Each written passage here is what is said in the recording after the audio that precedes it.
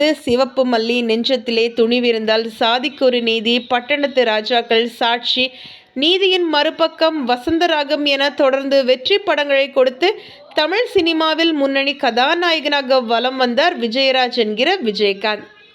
வைதேகி காத்திருந்தாள், அம்மன் கோவில் கிழக்காலே, நினைவே ஒரு சங்கீதம், ஊமை விழிகள், கூலிக்காரன், உழவன் மகன், நெற்கத்திக்கள்ளன், பூந்தோட்ட காவல்காரன், செந்தூரப்பூவே, புலன் விசாரணை, சின்ன கவுண்டர், வானத்து போலை, ரமணா, சொக்கத்தங்கம் என எண்ணற்ற படங்கள் விஜயகாந்தின் வெற்றி மகுடத்தை அலங்கரித்துள்ளன. பல நடிகர்களுக்கு 100வது படம் வெற்றி பெற்றதில்லை. ஆனால் விஜயகாந்தின் 100வது படமான கேப்டன் பிரபாகரன் 100 நாள் கடந்தும் வெற்றிகரமாக ஓடி வசூலில் பெரும் சாதனை படைத்தது. கேப்டன் பிரபாகரன் மாபெரும் வெற்றி பெற்றதை அடுத்து அன்று முதல் விஜயகாந்த் கேப்டன் என பலரால் அழைக்கப்பட்டார். 153க்கும் மேற்பட்ட படங்களில் நடித்துள்ள விஜயகாந்த்